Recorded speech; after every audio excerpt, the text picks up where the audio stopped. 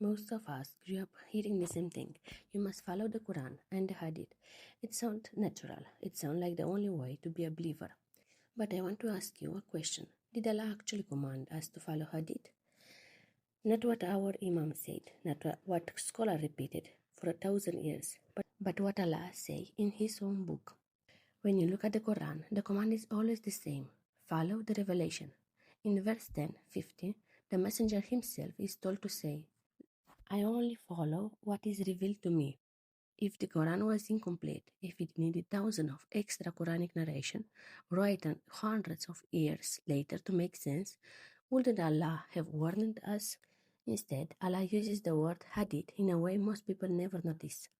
He asks, in which hadith after Allah and His verses will they believe? Allah is not telling us to go search for the correct hadith. He's asking, why would you need anything beside His word?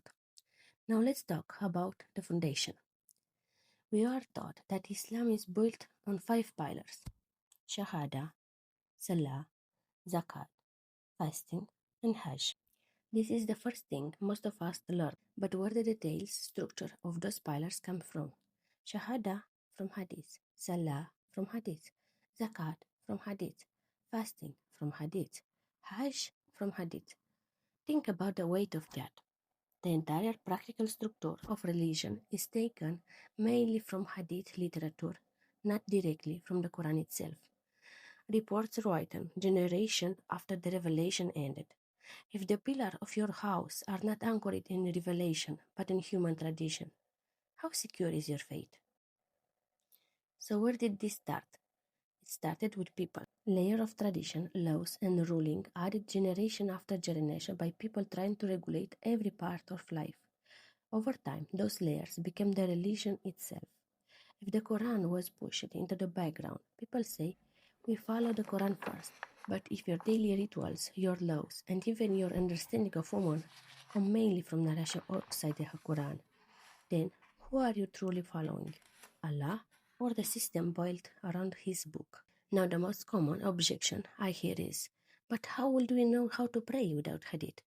But what if I showed you that the essential foundation are already in the Quran? What if they're only hidden because we're being told they're not there? I'm preparing a series of videos where we'll go through these topics one by one directly from the Quran. And here's a small hint. They are not the same as the complicated system many of us were taught. They are simpler, more natural, the way Allah left them. So tell me in the comments, which topic should we explore first? Shahada, Salah, Zakat, fasting, or Hajj? It's time to go back to the source. It's time to be raised in truth. I'll see you in the next one.